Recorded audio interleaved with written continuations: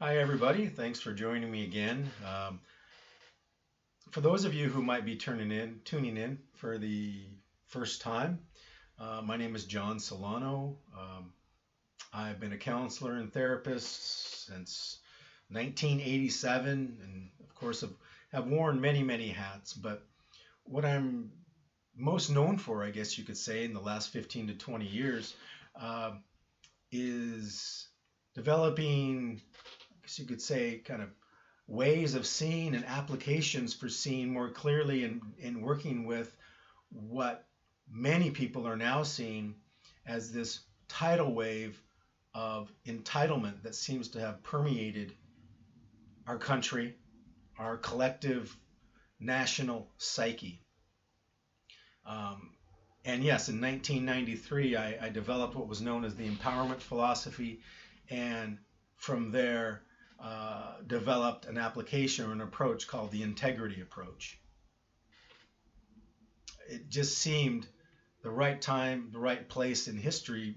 Of course, back in '93, we were really just kind of, I don't want to say at the very tip of this tidal wave, uh, but still pretty new in it. It hasn't been until probably the last 5 years that more and more researchers are taking a look at this phenomenon. I mean, if you go online and you search entitlement, um, you'll find all sorts of videos and things about it now.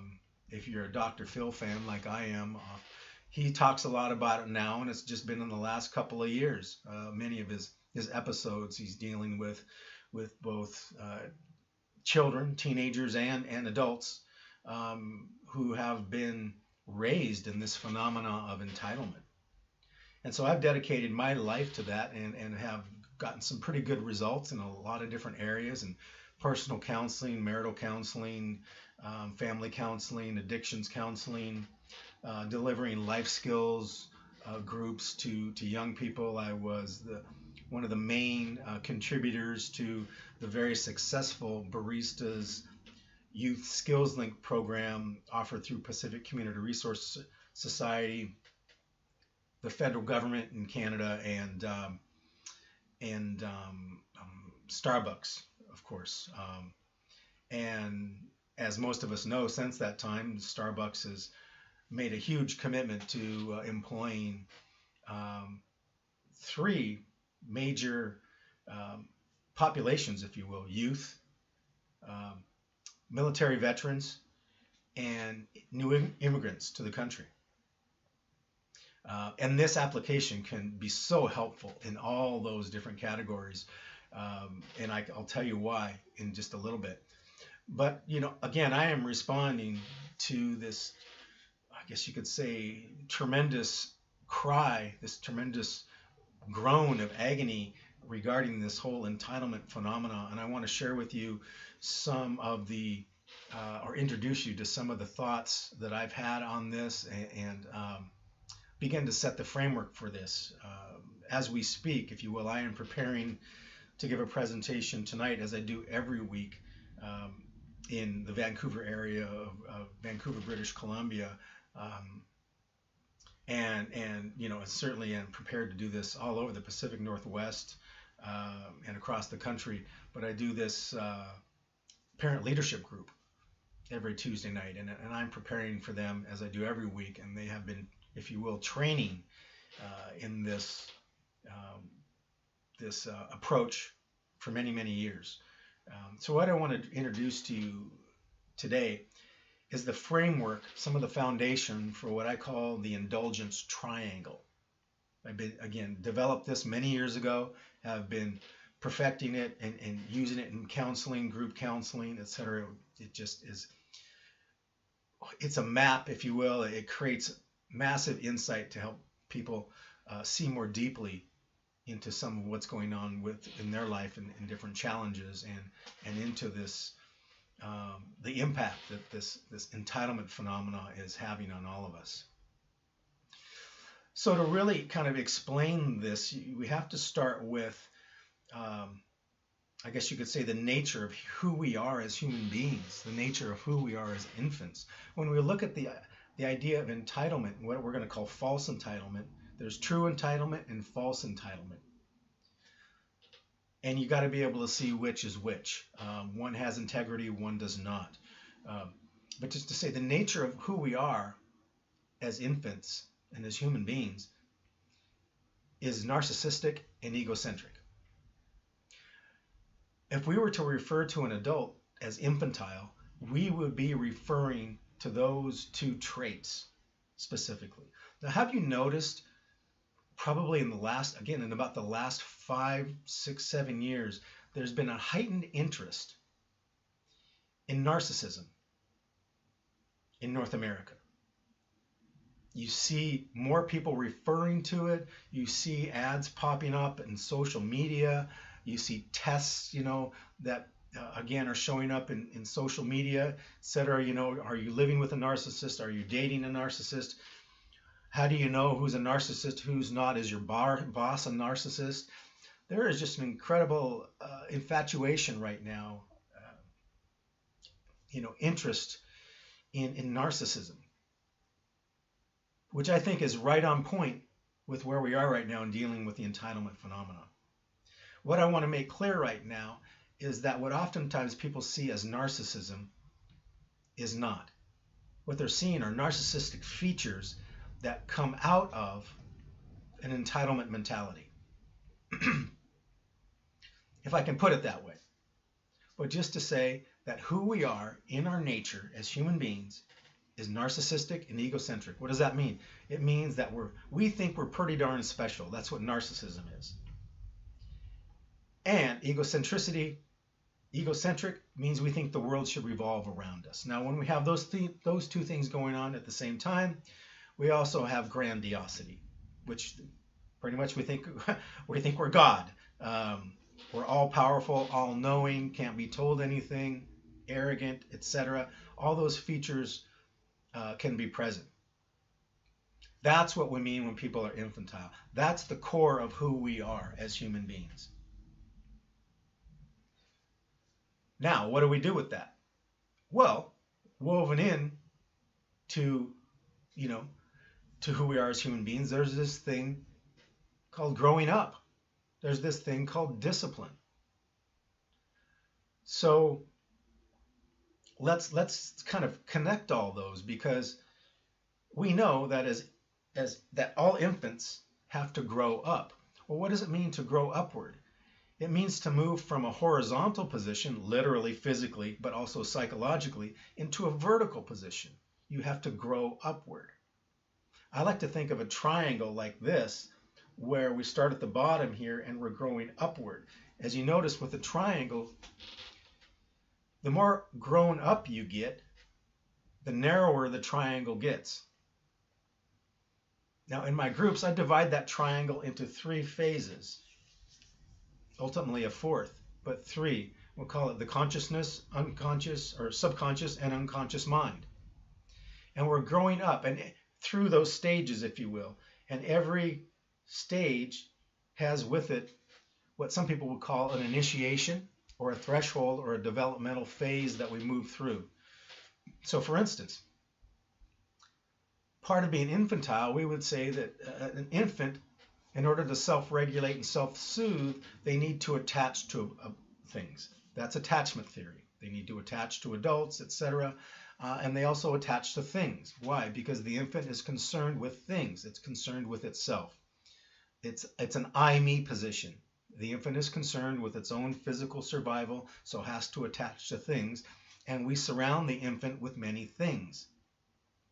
But as that infant grows up, what does it have to do? It has to let go. It has to sacrifice. It has to give up those things.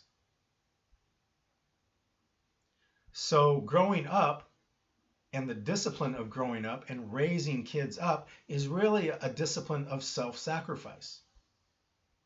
We're always letting go of things that we are clinging on to, are holding tightly onto. So we're growing upward and we're making sacrifices. Now, why would we do that at all? Unless we knew that the way we show up on the planet, the nature of who we are, narcissistic, egocentric, grandiose, that's not the truth of who we really are. I mean, if that were the truth of who we really are, there wouldn't be no growing up to do, right? I mean, we'd just be complete right there. That would be our story. Problem is if you put 2 or 3 people or whatever groups of people together who are all narcissistic and egocentric and grandiose, what do you think is going to happen? Well, yes, they're going to kill each other. Because there can only be one special person. There can only be one, narcissist or somebody who's egocentric. So if they're all like that, what happens? Massive conflict and elimination, dog eat dog, survival of the fittest. So we can see that is immature behavior. We look at that on the street. If we see an adult or a teenager acting that way, we can tell that person's immature. They are not growing up. They're stuck in an immature state. But still, why are we growing up? What do we grow up to? Well, when I talk about sacrifice, I like to think of rather than give something up, we're actually upgrading. We're trading in one thing for something better. In fact, that's the definition of sacrifice. The definition of sacrifice is giving up something of perceived value for something of greater value. Well, what is it to the infant that has greater value than the teddy bear that it's hanging on to or the security blanket? That need to belong, huh? Absolutely. That need to belong, that need to be recognized and validated. That's what teenagers deal with.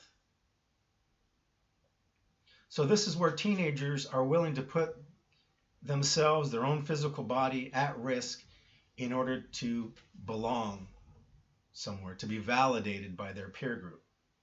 And it's a very dramatic time. The banner basically for that period of time is if it feels good, do it. But in other words, our emotions tend to run the show. Our emotions can get the best of us. If we saw an adult acting that way, we would call them adolescent. Because that's what adolescence is about. Our emotions are getting the best of us, and we need to then sacrifice our emotions. Get a handle on our anxiety, our depression, our anger, our sensuality, whatever it is, we begin to get a handle on that. So that's what it means to grow up. I'll finish this off here just for you. What do you think adults need to let go of? Adults need to let go of ideas. Not to say that we, as adults, we don't also still need to let go of some things we're hanging on to physically and emotionally. But most of that work has probably been taken care of. As adults, we are called to sacrifice, called to give up, are some ideas that we have. That ideas that are not a true reflection of who we really are. And that's why I've said, why do we want to grow up? Well, I suggest to you because we are desirous, if you will, to become, as other psychologists have said, to become self-actualized. We want to know truly who we really are.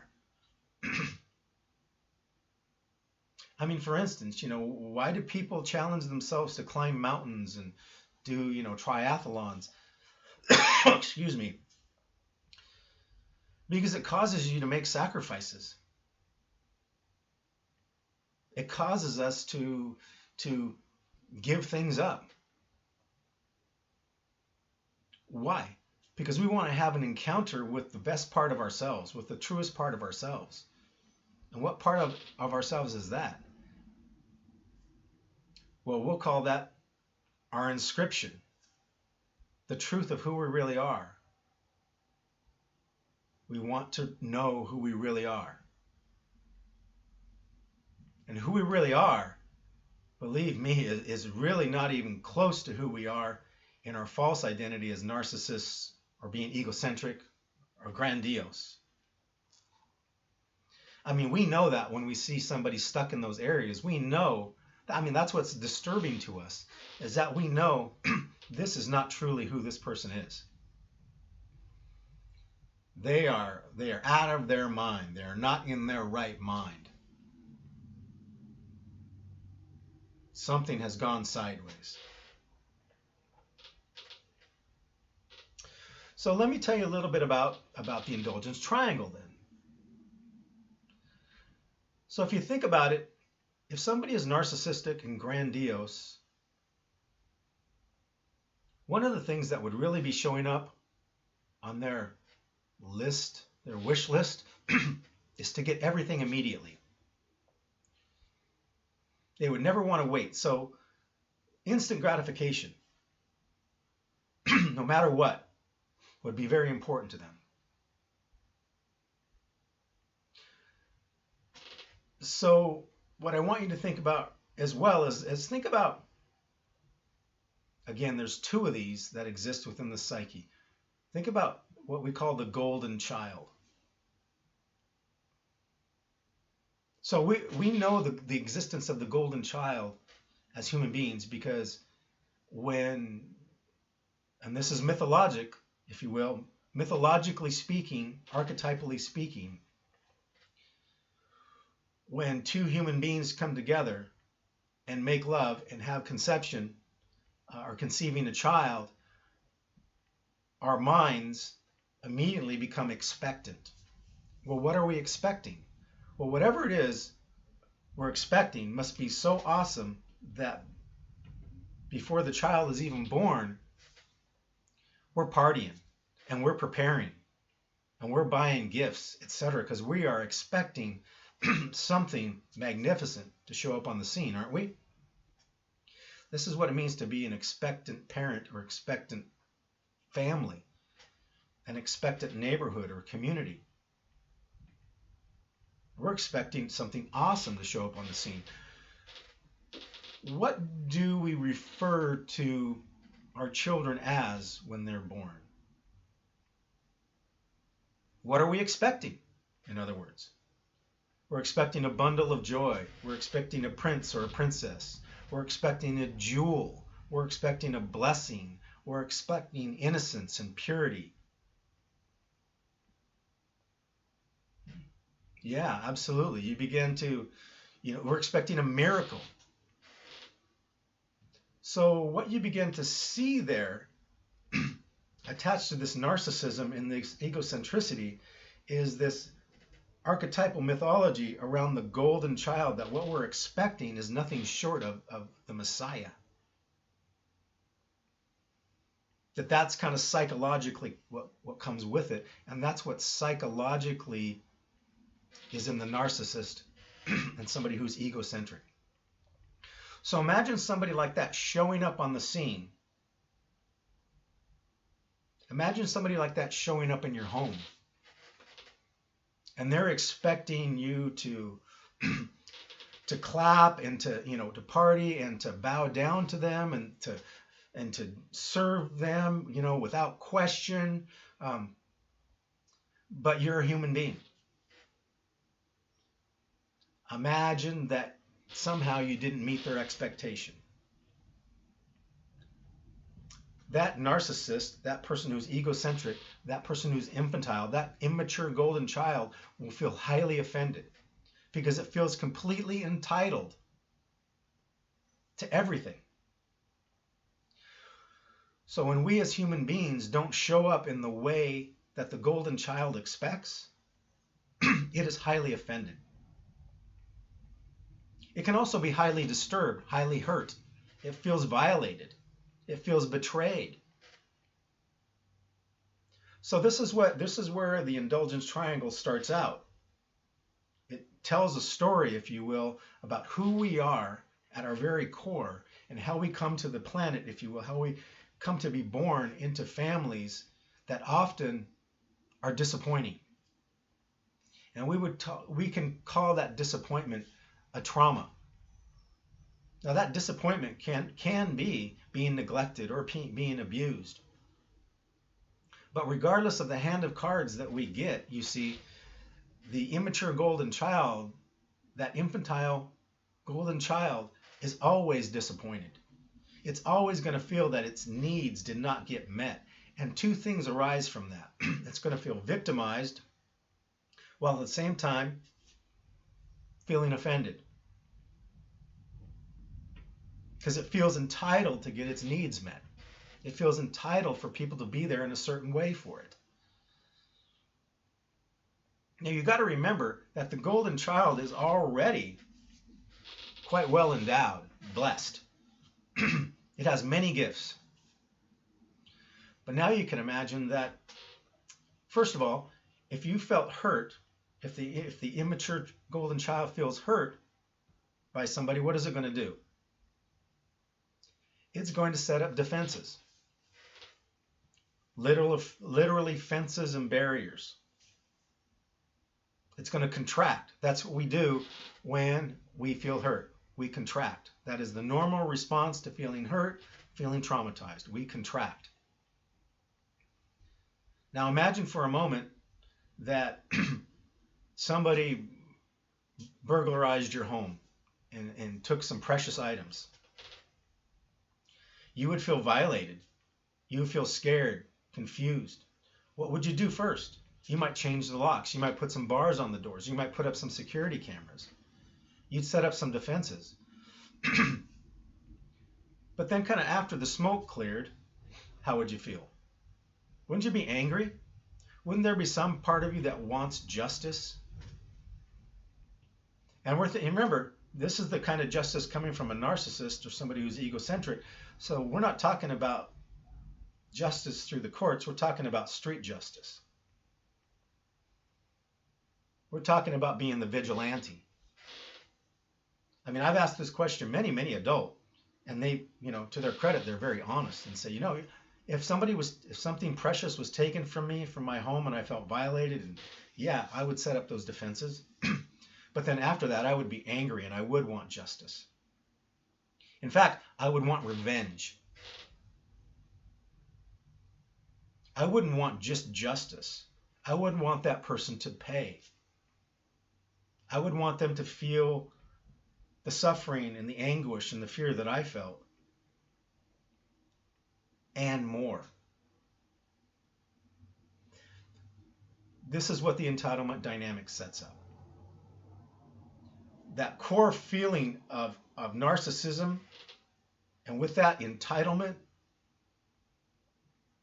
And when that doesn't happen the way we think it should, we set up defenses and barriers, and then we become vengeful. We want revenge. This is what we call an untrue sacrifice. In other words, the person did not get what they felt they were entitled to, or they had to sacrifice something of themselves against their will. What I mean by that, for instance, is I encounter many people in my practice who will say that their parents did not show up for them in the way that they felt they should have. Consequently, they had to learn how to raise themselves. They needed to learn how to care for themselves, how to love themselves. They may even had some younger siblings who they had to take care of, and said, I had to grow up fast. I had to become an adult because I had to raise my little brothers and sisters. But when they moved into adult role, which they did not want to do voluntarily, they did it under duress. Hey, if I don't step up, who's going to? And if I don't step up, something bad is going to happen, right? So I better step up and either learn how to grow up fast, take care of myself, take care of other people. It's not something that I really want to do. So understandably, I guess you could say, within the human psyche, whenever we do something that we truly don't want to do, whenever we're putting up with something, whenever we're doing something in an untrue way, making an untrue sacrifice, we want compensation.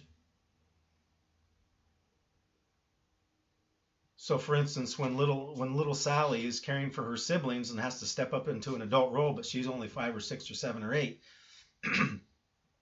what does little Sally get robbed of? she gets robbed of her childhood and everything that childhood is supposed to be, which is primarily marked by very minimal levels of accountability and responsibility. It's supposed to be a magical time, right? Your clothes get washed and they get folded and they show up and they get put away, and you know, it's just magical how it all happens. You make a mistake and somebody covers it, somebody's accountable for you, somebody's responsible for you. Dinner shows up, groceries are there, you know, all sorts of things are there, and it's magical. And it's playtime, and you know, you're supposed to be having sleepovers and eating cotton candy and, you know, et cetera, right? That's kind of the iconic mythologic kind of idea that we have around what child is supposed to be.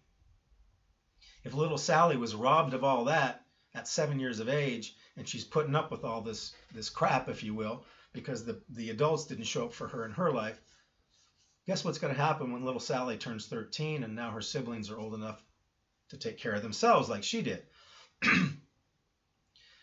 Little Sally's going to give the adults in her life the finger and say, screw it, I'm out of here. I don't need you. I already know how to raise myself. So little Sally at 13, 14, 15 is going to be angry and going to take off. But where's she going to take off to? She's going to take off towards a place where she can do what? Get what she was entitled to. Remember, I was robbed of something. I didn't forget about that. It was against my will. What I'm robbed of, I want back, but I want back with interest. So now what you've got is little Sally at 15, 16, smoking dope, not going to school, not paying her bills, wanting all these adult freedoms, and feeling highly entitled to it. Wanting all these adult freedoms, but demonstrating no responsibility.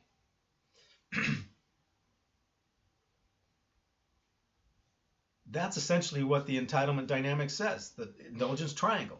So now little Sally is going to be indulging. What is an indulgence? Indulgence is a free will choice to participate in any thought, process, or thing that creates adverse consequences. This is where, as human beings, even though we know what the right thing to do is, we don't have to do it. We can override that.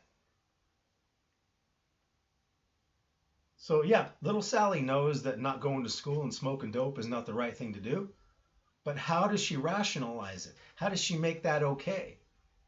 So every indulgence is going, just underneath that is going to be supported by an entitlement story. So in other words, the reason why I'm doing what I'm doing is because of this. And every entitlement story, if you follow it around the triangle, is based upon an untrue sacrifice, a place where I was robbed of something that I felt I didn't get.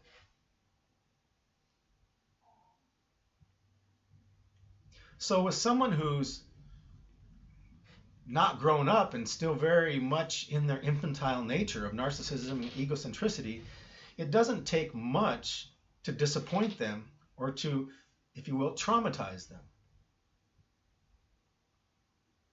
Now, if you add to that situations of poverty and war and you know, all those kind of hard things, you know, abuse and neglect and sexual abuse, etc., that can be pretty significant trauma.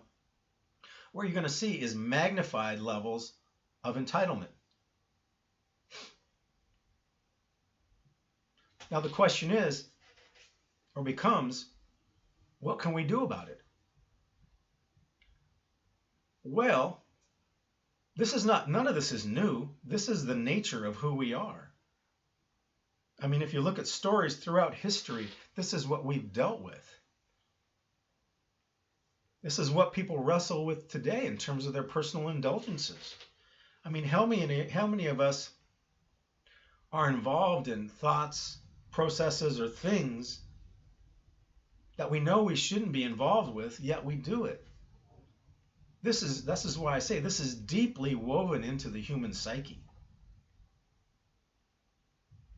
But how do we begin to temper that? How do we begin to turn this in a different direction? Well, this is where discipline comes in.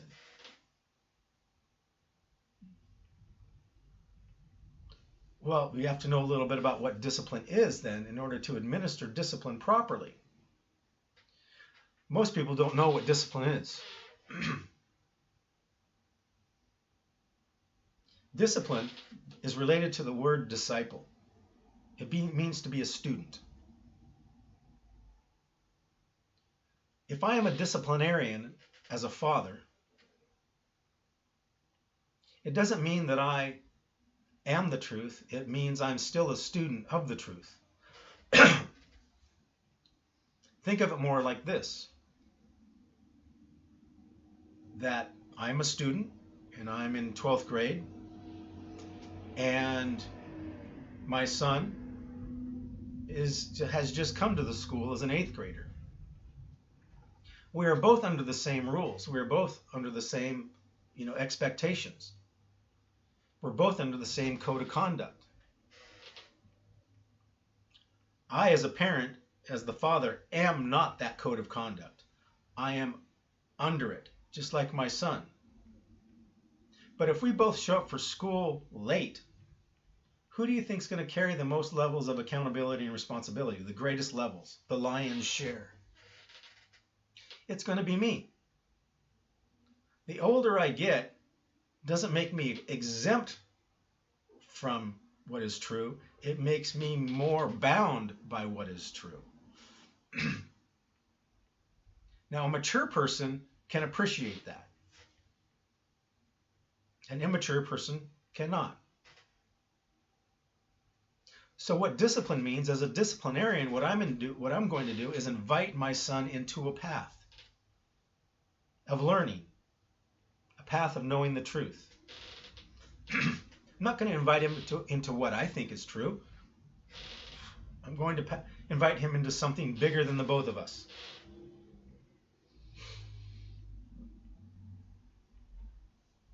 I'm going to invite him into a way of seeing the world. Not a way that I see the world, but a way that is bigger than the both of us. Let me just say that.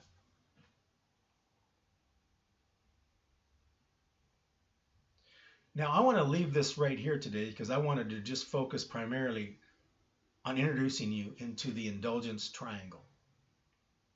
So I hope that what you heard today were a few things. Let me see if I can summarize this for you.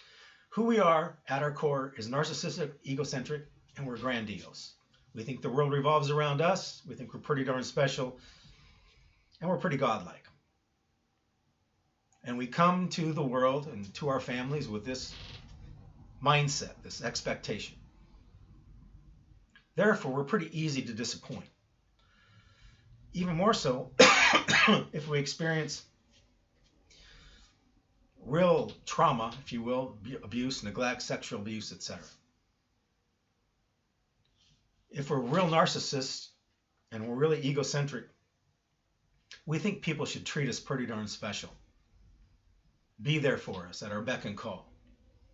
Be psychologically present for us. Be emotionally present for us. Cherish us and adore us. And yet that's not reality. Reality is that human beings, we all have our flaws. We have trouble being, psychologically and emotionally present all the time.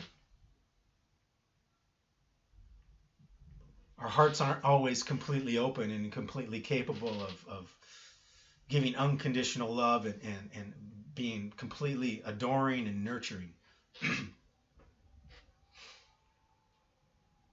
So then, if you will, that immature golden child feels traumatized, feels hurt, feels angry, sets up defenses, becomes offensive. I didn't say this to you earlier, but just real quickly, have you ever seen how little kids punish adults? Well, they can't do a heck of a lot physically, can they?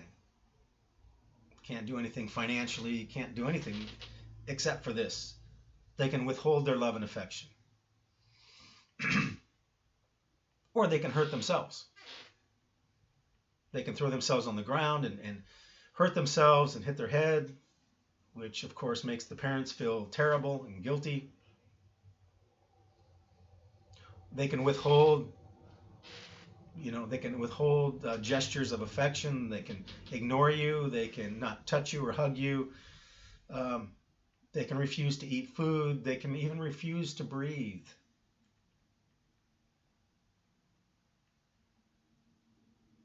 See, the strategies of the infant there are self-depleting. Not because they've been victimized, but because it's a revenge motive. It's more important to stick it to you than to forgive you, than to do the right thing.